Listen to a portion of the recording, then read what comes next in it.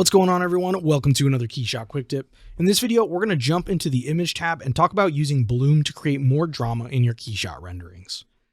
If you're trying to add a little bit of dreaminess to your KeyShot renders, an easy way to accomplish a hyper-realistic look is to use bloom. To make the most of KeyShot's bloom effect, try and light your scenes in a way that creates a few bright highlights on some of the more reflective elements of your product. Once your lighting is set, locate the Image tab and open your bloom settings. Here you'll find three different setting sliders.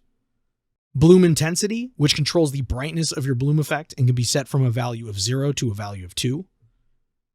Bloom radius, which controls how far your bloom extends out from the highlight. This is measured in pixels from a value of 0 to 128.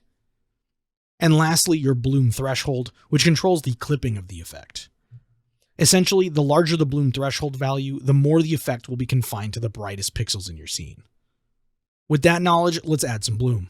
When using bloom, I tend to go for a dreamier look, so I like to set both the intensity and the radius up pretty high. This is entirely a personal preference, so you should adjust these based on your specific needs. If you're leaning toward a more realistic bloom effect, I would keep these on the lower side so the bloom is more subtle. In this case, since my bloom radius is set at such a high value, you'll notice the entire scene gets somewhat blown out and we lose a lot of the sharpness and detail throughout the image. To dial in the bloom effect, locate the bloom threshold slider and slide it to the right until your desired amount of bloom is visible. Remember, the higher the bloom threshold value, the more the effect will be contained to the brightest pixels in the scene.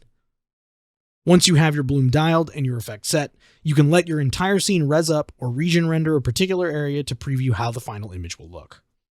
If you haven't played with KeyShot's bloom settings before, I hope this video gives you some new tools to help you add a little bit more drama to your future KeyShot scenes. And as always, if you're interested in more useful KeyShot content, hit that subscribe button, give us a like, and don't forget to let us know your thoughts on this quick tip in the comment section below.